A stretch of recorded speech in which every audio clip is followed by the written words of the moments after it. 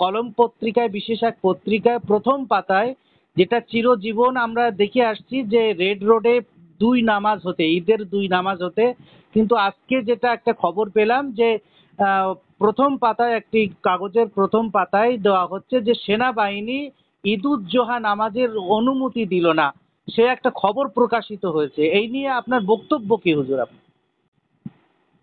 এটা খুবই দুঃখজনক ঘটনা। এতে আমাদের শুনতে হবে যে রেড রোডে ঈদের নামাজ পড়তে দেওয়া যাবে না, সেনাবাহিনীর তরফ থেকে বিবৃতি এসেছে।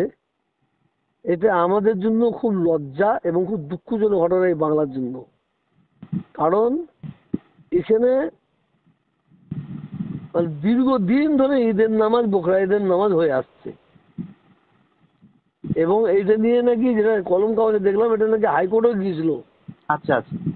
হাইকোর্টে যেটা দেখলাম, হাইকোর্টেও নাকি বলেছে এটা বহু দিন থেকে ঈদের নামাজ এখানে হয়, এখানে কোনো গন্ডগোল হয় না, অতএব এখানে ঈদের নামাজ হবে বলে একটা এই ধরনের একটা কিছু দিয়েছে।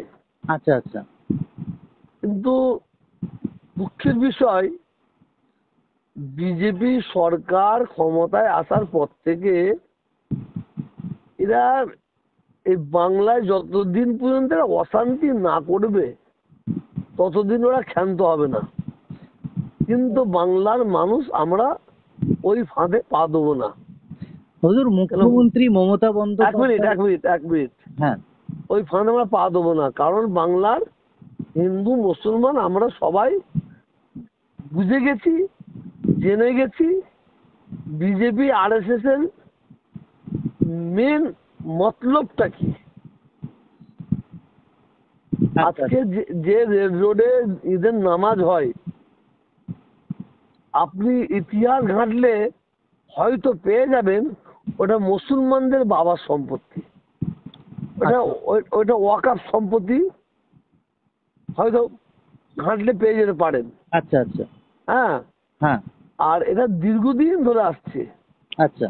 এবার ওয়াকফ এই মিলিটারির তরফ থেকে যে নির্দেশ দেওয়া হয়েছে, তা আমরা তো সাধারণ মানুষ, আমাদের বাংলার অভিভাবিকা আছে, পশ্চিমবাংলার মুখ্যমন্ত্রী, তিনি এটা নিয়ে কি ভাববেন, এটা নিয়ে কি বলবেন, আমরা তানার মুখের কথা শোনার জন্য আমরা অপেক্ষা থাকবো। কিছু বার্তা দেবেন মুখ্যমন্ত্রীকে এই নিয়ে? পশ্চিমবাংলার মুখ্যমন্ত্রীর কাছে আমার অনুরোধ থাকবে, এবং উনিও জানেন যে বাংলায় বিজেপি একটা সাম্প্রদায়িক আগুন জ্বালা বা চক্রান্ত করছে। যে কোনো প্রকারে, যে কোনো ব্যক্তিকে দিয়ে, যে কোনো সংস্থাকে দিয়ে, হ্যাঁ হ্যাঁ, একটা চক্রান্ত করছে সাম্প্রদায়িক আগুন জ্বালাবার। অতএব পশ্চিমবাংলার মুখ্যমন্ত্রী মমতা ব্যানার্জি, ওনার কাজ হচ্ছে বাংলায় যেখানে আগুন জ্বলবে উনি বাংলার মানুষকে সেই জায়গায় পানীয় জল ঢেলে সেখানে নিভবে। হুজুর, আমরা প্রত্যেক সোশ্যাল মিডিয়া সকাল থেকে দেখছি মুখ্যমন্ত্রী মমতা বন্দ্যোপাধ্যায়কে নিয়ে কটাক্ষ করা হচ্ছে যে মুখ্যমন্ত্রী মমতা বন্দ্যোপাধ্যায়ের ইন্ধনে নাকি এই নামাজ বন্ধ হয়েছে, এইরকম একটা আওয়াজ পাওয়া যাচ্ছে। এটা নিয়ে কি বলবো? দেখেন, কিছু মানুষ আছে না, কিছু বিরোধী মানুষ আছে, তারা মমতা ব্যানার্জিকে দায়ী করবে। আচ্ছা। আবার কিছু, এটা কাজ শোনেন, যারা মমতা ব্যানার্জি বিরোধী, মমতা ব্যানার্জি যত ভালোই কাজই করুক না কেন তার বিরোধী করে যাবে, এটা তাদের কাজ। আচ্ছা আচ্ছা। তো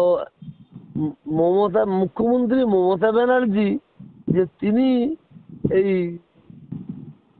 নামাজ না হয়, তিনি ঠান্ডা মাথায় মিলিটারিকে দিয়ে এই ধরনের একটা আইন করাচ্ছেন, এটা আমি বিশ্বাস করি না। আচ্ছা আচ্ছা। এটা আমি বিশ্বাস করি না। কেন, পশ্চিমবাংলার মুখ্যমন্ত্রী মমতা ব্যানার্জি উনি সম্প্রীতিকে নিয়ে উনি জীবনযাপন করেন, চলেন। একদম। বাংলায় হিন্দু মুসলমান বলে কি আমরা জানি না, আমরা মানুষ বলে জানি। আমি বিশেষ করে আমি ভারতের দ্বিতীয় মুসলিম তীর্থভূমি ফুরফুরা দরবার শরীফ থেকে পশ্চিম বাংলার অভিভাবিকা মুখ্যমন্ত্রী মমতা ব্যানার্জিকে আমি অনুরোধ করব, হঠাৎ এই ধরনের চক্রান্ত কেন চললো, কিসের জন্য চললো, এর কারণটা কি সেটা খুঁজে বের করতে হবে, এবং রেড রোডে যেন নামাজ হয় সেই ব্যবস্থা মুখ্যমন্ত্রীকে নিতে হবে, তার দায়িত্ব নিতে হবে। আচ্ছা।